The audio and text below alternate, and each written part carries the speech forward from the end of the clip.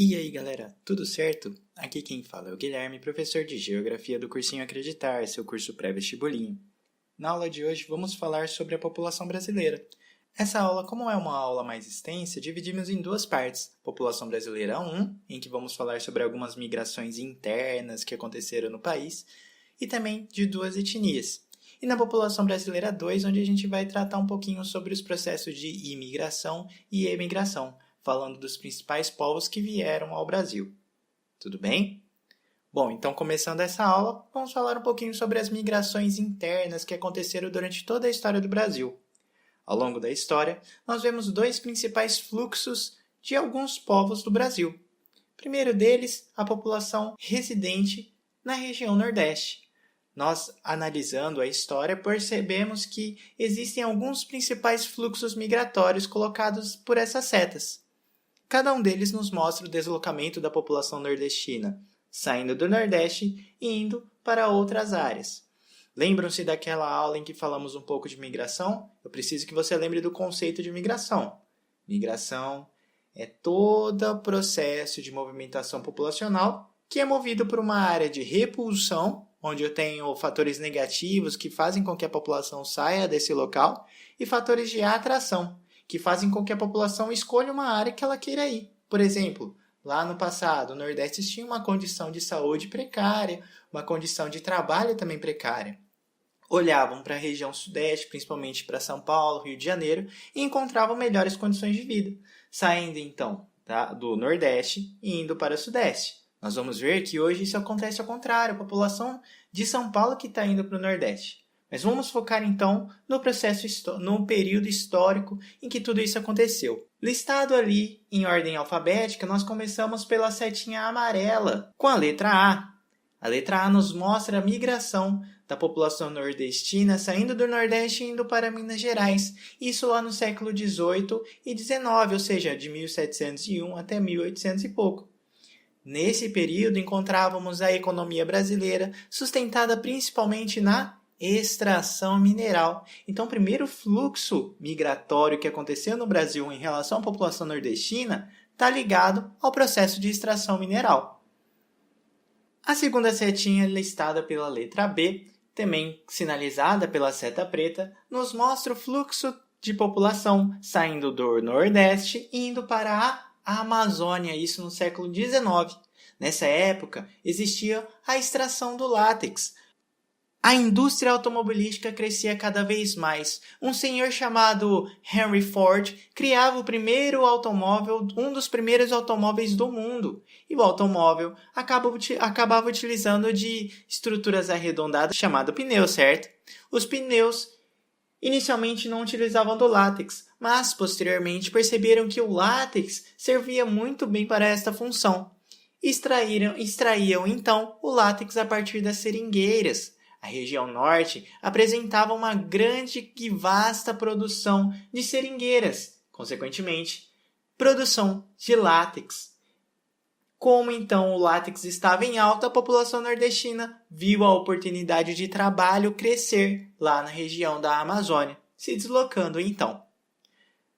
Pela letra C e a setinha verde, verificamos um outro fluxo. Este fluxo indo para a região central do Brasil, datado de 1950, construção de Brasília se iniciava, os primeiros projetos se iniciavam.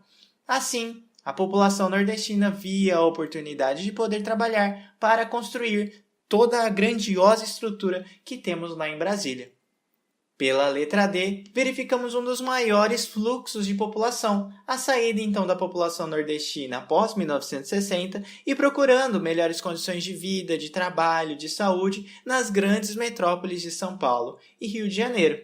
E por último, a letra E, com a setinha roxa, mostrando o fluxo da população em direção à Amazônia novamente, porém, não mais pelas seringueiras, que nessa época encontrava-se em declínio por conta da devastação causada por uma praga. Nesse caso, o deslocamento populacional era motivado por projetos do Instituto Nacional de Colonização e Reforma Agrária, ocorrida na região norte, e que iniciava então o processo de desenvolvimento dos transportes, principalmente na construção da rodovia transamazônica, que cruza toda a região norte praticamente. Tudo bem? Além deste fluxo migratório motivado pela população nordestina, verificamos um outro fluxo migratório bastante intenso, este a partir da região sul. A população instalada nessa região acabava procurando outras áreas, uma vez que, na região sul, encontravam como fatores de repulsão a modernização da agricultura, fazendo com que muitos agricultores tivessem que sair do campo por não ter mais emprego. Tudo isso principalmente causado pela modernização da soja. A população então da região sul acabou migrando para outras regiões. A primeira delas, identificada pela seta de letra F de coloração amarela, foi a migração para a região da Amazônia Legal. Lembram-se o que era a Amazônia Legal? Foi um projeto criado durante o regime militar que compreendia toda a região norte, mais metade do Mato Grosso e metade do Maranhão, indicando estas áreas como áreas com potencial para desenvolvimento, criando-se assim a Amazônia Legal. Essa população então da região sul que foi até a região norte do centro-oeste, ou até mesmo em Rondônia, compraram diversas terras que estavam extremamente baratas e por incentivos do INCRA, que é o Instituto Nacional de Colonização e Reforma Agrária que comentamos, a expansão da fronteira agrícola permitindo a criação de soja em todo o torno da Amazônia Legal, fez com que a população se instalasse nessa região. Uma outra área de destaque na recepção dessa população do sul foi Paraguai, uma região onde existiam diversas terras baratas e a população então encontrou aí uma forma de crescer economicamente. Hoje a gente conhece essa população que vive no Paraguai, motivada por essa disponibilidade de terras baratas, como brasiguaios, brasileiros que estão no Paraguai, que moram no Paraguai. Certo? Mas esses dois processos de migração da região Nordeste, da população do Nordeste ou da população do Sul, são processos antigos. Hoje, predomina algo bastante diferente do que a gente viu. Existe uma grande emigração de São Paulo, ou seja, a saída da população que está ali em São Paulo. Se você mora em São Paulo, ou se você não conhece São Paulo é uma grande, enorme capital, com uma área metropolitana gigantesca. É uma cidade que tem uma população extremamente grande e uma densidade demográfica também. Isso faz com que muitos serviços acabem se tornando saturados, a condição de vida seja bastante precária, ou seja, diversos fatores que fazem com que a população queiram sair. Exemplos: tenham condições, então, como eu comentei, de vida precária nas periferias, tem um custo de vida muito elevado, uma péssima qualidade de vida, uma saturação dos serviços públicos nessa região, crises econômicas que devastaram tanto São Paulo como o Brasil e o mundo também, a queda no setor secundário, o setor das indústrias e, é claro, o desemprego. Isso, então, faz com que a população residente em São Paulo procure em outras regiões do Brasil para poder se instalar. Percebam nas setinhas que existe uma setinha de destaque. Aquela setinha indicada pelo sinal do asterisco mostra o maior fluxo de população que sai de São Paulo. Lembram-se daquela população que saiu do Nordeste e foi para São Paulo procurando melhores condições de vida? Pois é, essa população acaba tendo vontade de voltar para a região Nordeste. E assim, muitos nordestinos que foram para São Paulo retornam ao seu estado natal, às suas cidades natais, procurando melhores condições de vida. E se a gente for analisar o desenvolvimento do setor industrial e setor terciário de serviços, a gente encontra que o litoral do Nordeste cresce e cresce cada vez mais, motivando então esse retorno dessa população às terras natais. Tudo bem? Tá certo até aqui? Bom, agora vamos para uma outra parte dessa aula em que eu vou comentar um pouquinho sobre as etnias existentes no Brasil. Olhem só esse gráfico obtido do censo de 2010. Coloca ali a população por cor ou raça. A gente encontra que a população indígena compreende uma pequena parcela da nossa população, 0,43%. Mas além dos indígenas, encontramos amarelos, pardos, pretos e brancos. E assim nós temos diversas etnias no Brasil. Indígenas, os amarelos que representam os asiáticos, os negros, os brancos e os pardos que são considerados a miscigenação de dois grupos étnicos. Existem algumas denominações específicas que podem aparecer no seu vestibulinho. Por exemplo, mameluco é quando eu tenho a miscigenação entre a etnia indígena e a etnia branca. O mulato é a miscigenação entre a etnia negra e a etnia branca. E o cafuso é a mistura da etnia indígena e etnia negra. No caso, todas essas etnias acabaram gerando e contribuindo culturalmente para o nosso Brasil. Culinária, vocabulário, dança, música, religião, muitos fatores culturais acabaram então sendo influenciados por todas essas etnias. Ali em cima, se você está com fome agora, provavelmente vai ficar. Ainda mais. Olha lá uma feijoada, olha só que bonito. É um prato tipicamente vindo dos africanos. A capoeira também. Muitas outras contribuições culturais a gente encontra, tá certo? Até mesmo essa língua que a gente se comunica, o português veio de onde? Dos portugueses lá atrás. Na próxima aula, a gente vai comentar um pouquinho mais sobre essas populações que vieram de fora do país, tá certo? Agora vamos falar um pouquinho sobre os grupos indígenas. Os grupos indígenas, eles estão espalhados no Brasil inteiro. Porém, as principais e as maiores reservas indígenas do Brasil estão localizadas principalmente na Amazônia. E, infelizmente, é aí onde a gente encontra diversos conflitos sociais. Muitos latifundiários ou garimpeiros procurando recursos para serem explorados acabam entrando nas terras indígenas e assim causando diversos problemas sociais. A expansão agropecuária, a extração da madeira, a abertura de rodovia, ferrovia, criação de reservatórios de usinas hidrelétricas e os garimpos são os principais fatores que me levam ao aumento destes conflitos sociais. Aqui é um gráfico já antigo, de 2014, mas nos mostra algo que pode aumentar ainda mais. As mortes por conflitos de terras. De todos os assassinatos que nós tivemos, 34, 15 eram indígenas. Metade praticamente dessas pessoas eram indígenas que foram mortos. E todos principalmente na região norte, sendo Roraima, com um número maior de morte indígena. E essa charge, muita atenção a essa charge, que agora em 2019 nós temos a difusão ainda maior dessa charge.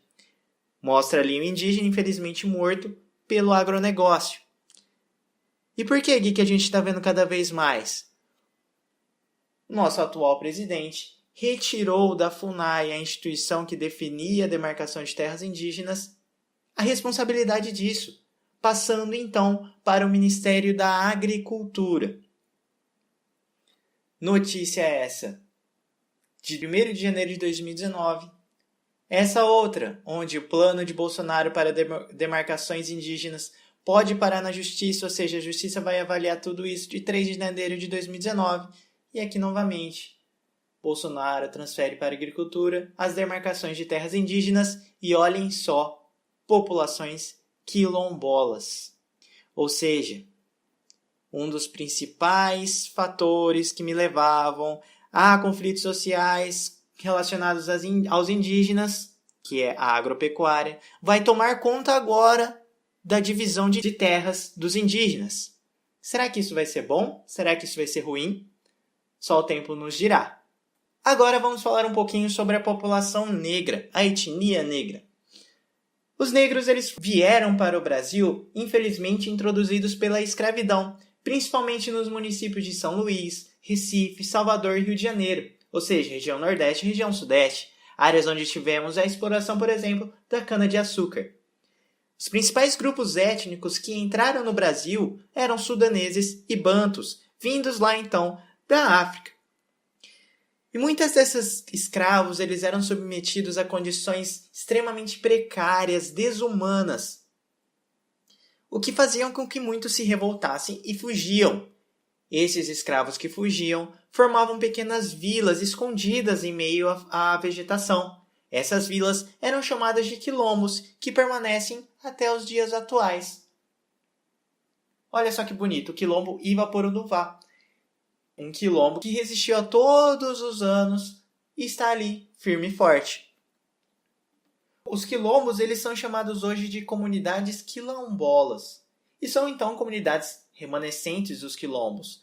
A principal área onde a gente encontra ainda mais quilombos, comunidades quilombolas, é a região do Vale do Ribeira, ali na região sul de São Paulo. Mas olhem só, grande quantidade de quilômetros que temos no Brasil, espalhados por todas as regiões do nosso país. E aqui uma fotinha mostrando o programa Comunidades Quilombolas no Médio Vale do Ribeira. Por que é tão importante a comunidade quilombola, Gui? A comunidade quilombola ela se estabelece numa sociedade bem peculiar. Ali a gente encontra um uso coletivo de terras, uma agricultura de subsistência, ou seja, eles plantam para eles consumirem. Existem também os laços de compadrio entre cada uma das famílias que moram nessa região. Ali eles também preservam o dialeto africano, que foi o dialeto que veio com eles lá no passado. Preservam também as religiões características de suas populações e também utilizam das plantas medicinais da cultura africana. E o mais importante de tudo, eles se comprometem em realizar a conservação ambiental da região onde eles estão, preservando toda a comunidade quilombola para que ela não seja devastada. Certo? Muita atenção em indígenas, comunidades quilombolas. É bastante provável que no seu vestibulinho ou vestibular caia algo a respeito. Tá certo? Vamos fazer uma questão? Questão do ETEC de 2016. Há muitas comunidades quilombolas formadas no passado por africanos e afro-brasileiros, que atualmente são habitadas por seus descendentes em diversas partes do Brasil. No Vale do Ribeira, no sul do estado de São Paulo, onde se localizam algumas dessas comunidades, está uma das áreas mais preservadas da Mata Atlântica. Lembram-se que a gente comentou? Comunidades quilombolas com conservação ambiental, preservando e realizando a conservação ambiental. Nessa região, diversos moradores dos chamados remanescentes de quilombos se especializaram no manejo adequado do solo e dos recursos naturais, sendo que em algumas dessas comunidades se desenvolveu o cultivo da banana orgânica. Em relação a essas comunidades, é correto afirmar que, ele já disse ali que está no Vale do Ribeira, mas lembrem-se, está espalhado no Brasil inteiro os quilombos, não é somente no Vale do Ribeira que a gente vai encontrar. Vamos ver então as alternativas. Alternativa A, sua existência se restringe a Vale do Ribeira? Tá errado, não é só aí no Vale do Ribeira, a gente acabou de ver um mapinha cheio de quilombo pelo Brasil inteiro. Alternativa B, os africanos, no período da escravidão, podiam comprar livremente grandes porções de terra no país, criando assim fazendas chamadas de quilombo. Quilombo é fazenda comprada? Não, eram vilas de refúgio de escravos fugitivos. Então, totalmente errado isso daí. E além disso, os africanos, no período da escravidão, não podiam comprar terras. Então, a alternativa B está errada. C. Os africanos escravizados no Brasil eram reunidos em quilombos, de onde eram recrutados para o trabalho. Erradíssimo. Os escravos ficavam nas senzalas, principalmente, ficavam reunidos ali. E nada de ficar em quilombo. Quilombo eram as vilas onde eles se refugiavam. Então, errado também. Alternativa D. Sua formação se deu no período da escravidão, quando africanos e afro-brasileiros, tanto fugitivos quanto libertos do regime de trabalho escravista, fundaram quilombos. Perfeito. Falou certinho a definição de um quilombo. Mas vamos ver a alternativa E se está certa. Sua atividade agrícola causa sérios riscos à preservação do meio ambiente, uma vez que, como ocorre no Vale do Ribeira, não manejam de forma adequada o solo de seus latifúndios. Ele está falando totalmente contrário do que ele falou no enunciado, não é mesmo? Eles apresentam a conservação ambiental, que é algo de muito destaque dessas comunidades e algo muito importante. Então a alternativa E está errada. Qual é a alternativa correta? A alternativa D. Tudo bem? Encerramos assim mais uma aula do Cursinho Acreditar, onde falamos um pouquinho sobre a população brasileira, destacando as migrações internas e destacando algumas das etnias do Brasil. Não se esqueça que teremos a parte 2, que você vai poder assistir clicando aqui no card, logo aqui em cima. Se você tiver alguma dúvida dessa aula, mande uma mensagem para o e-mail que está na descrição do vídeo.